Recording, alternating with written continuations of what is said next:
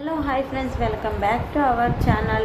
ఆదిత్య ఇంకా అలెక్య మెడలో తాళి కట్టడంతో ఆనంది చాలా కోపంగా అయితే ఆదిత్య చెంప చెల్లు అనిపిస్తూ ఉంటుంది. అవునండి, రాబోయే కథలో అయితే ఏం జరుగుతుంది ఏంటనేది ఇప్పుడు ఈ వీడియోలో చూద్దాం. ఈ వీడియో నచ్చితే తప్పకుండా లైక్ చేయండి.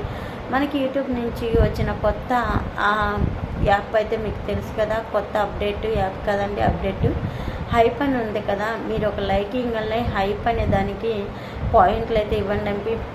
ప్లీజ్ సపోర్ట్ చేయండి. ఎందుకంటే మీరు ఆ హైప్కి పాయింట్లు ఇస్తే నా వీడియో కొంచెం సజెషన్లోకి వెళ్తుంది.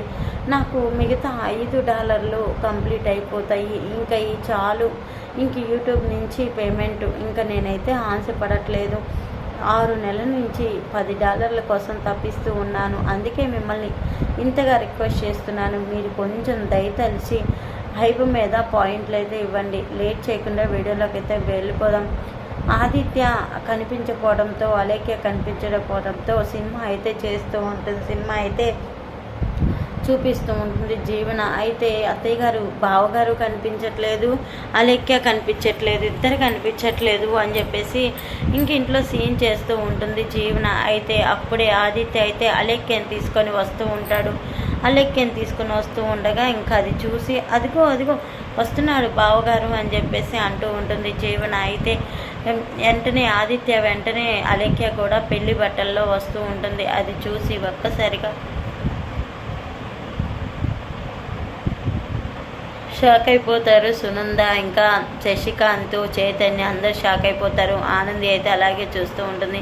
ఆదిత్య మాత్రం నువ్వు ఇంట్లోకి వెళ్ళి ఇంకా అని చెప్పేసి అలెక్యాని పంపిస్తూ ఉండగా ఇంకా ఆనంది అయితే ఒక్క నిమిషం ఆగు అని చెప్పేసి అంటూ ఉంటుంది.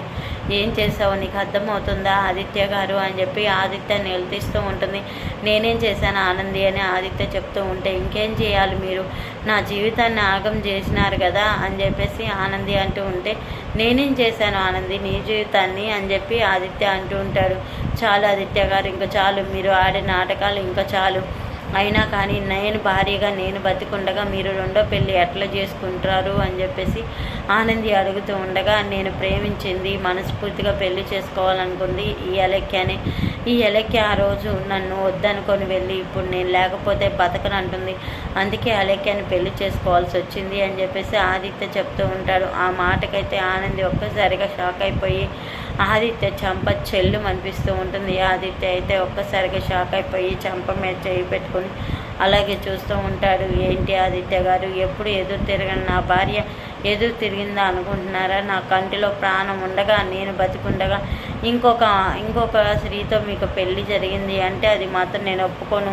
ఇది చట్టరీత్యా నేరం అని చెప్పి ఆనంది అంటూ ఉంటుంది. చూడు ఆనంది, నువ్వు ఒప్పుకున్నా ఒప్పుకోకపోయినా ఇప్పుడు అలెక్య నా భార్య అనడంతో ఆనంది అయితే చాలా కోపంగా రగిలిపోతూ రూమ్లోకి వెళ్ళి అయితే తలుపైతే వేసుకుంటుంది. తలుపు వేసుకోవటంతో ఇంకా అలెక్య అయితే అక్క తలుపుతీ అక్క ప్లీజ్ అక్క అని చెప్పేసి పిలుస్తూ ఉంటుంది. ఇంకా ఎంత పిలిచినా కానీ ఆనంది అయితే తలుపు తీగిపోవడంతో ఆదిత్య అయితే ఆనంది అని తలుపులు కొడుతూ ఉంటాడు. ఇంకా ఆనంది ఎంతసేపటికి తీయకుండా రూమ్లో కూర్చొని బాధపడుతూ నాకు మొదటిగా నాతో ఏం చెప్పారు, ఇప్పుడు ఏం చేస్తున్నారు అంటే మాట మీద నిలబడట్లేదా, సరేలే అని చెప్పేసి ఆలోచిస్తూ ఇంకా బాధపడుతూ ఉంటుంది.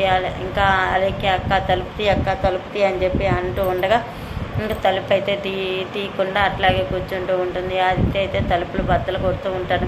ఆనంది, నేను చెప్పేది విను ఆనంది, ఒక్కసారి తలుపుతీ అని చెప్పి ఆదిత్య అంటుంటాడు. ఏం చెప్తారు ఆదిత్య గారు మీరు నాకు, ఇంకేం చెప్తారు చెప్పండి, నా పరిస్థితి ఎవరికి రాకూడదు అని చెప్పేసి ఆనంది అయితే అనుకుంటూ ఉంటుంది.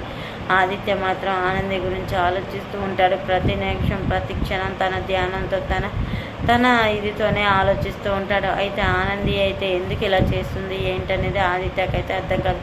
ఆనంది మాత్రం ఆదిత్యలో మార్పు తేవాలని చెప్పేసి ఆలోచిస్తూ ఉంటుంది. అయితే ఇంకా జీవన అయితే ఇంకా అలెక్యతో కూడా మాట్లాడకుండా తన పని చేసుకుంటూ ఉండగా ఆనందిని అయితే కదిలిస్తూ ఉంటుంది. జీవన కదిలియటంతో ఒక్కసారిగా షాక్ అయిపోతూ ఏంటి ఇలా వచ్చావని చెప్పి అడుగుతూ ఉండగా, ఏం లేదు, నాకు నిద్ర పట్టట్లేదు, అందుకే ఇదిగో మీకోసమే వచ్చాను అని చెప్పేసి అంటూ ఉండగా, ఎందుకు నిద్ర పట్టట్లేదు ఏంటి, అసలు ఏం జరిగింది అని చెప్పేసి ఇంకా వాళ్ళ నాయన అడుగుతూ ఉండగా ఆనంది అయితే ఏం చెప్పదు, చెప్పు అమ్మీ చెప్పు, ఏమైందమ్మా, ఏమైంది బిడ్డ అని చెప్పి అడుగుతూ ఉండగా ఇంకా ఆనంది అయితే అప్పుడు జరిగిందంతా చెప్తూ ఉంటుంది. ఆదిత్య అయితే ఇంకా ఆనంది తన పుట్టింటికి వెళ్తుండగా వెళ్ళొద్దు అని చెప్పేసి కాళ్ళు పట్టుకొని బతిలాడినా కానీ ఆనంది అయితే మాట వినిపించుకోదు. అయినా నేను మీలాంటి వాళ్ళని నమ్మి నేను ఎందుకు ఇంత బాధపడుతున్నాను నాకే అర్థం కావట్లేదు, వాళ్ళ నుండి ఆదిత్య గారు వదలండి అని చెప్పేసి డైరెక్ట్గా అయితే ఇంక వెళ్ళిపోతుంది. ఇంకా ఆ మాటకైతే ఆదిత్య అయితే ఒక్కసారిగా షాక్ అయిపోయి ఏం చేయాలో ఏంటి అనేది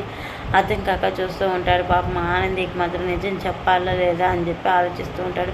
అయితే ఆదిత్య మాత్రం ఆనందికి తెలియకుండా ఒక పని అయితే చేశాడు. ఆ పని ఏందనేది నెక్స్ట్ వీడియోలో చూద్దాం. చూసారు కదండి, ఈ వీడియో నచ్చితే తప్పకుండా ఏం చేయాలి, తప్పకుండా లైక్ చేయాలి. ఇంకా హైప్ మీద పాయింట్లు అయితే ఇవ్వాలి. నాకు తెలుసు మీరు అందరూ ఇస్తారని, మీరు నా సబ్స్క్రైబర్లు కదా. మరొక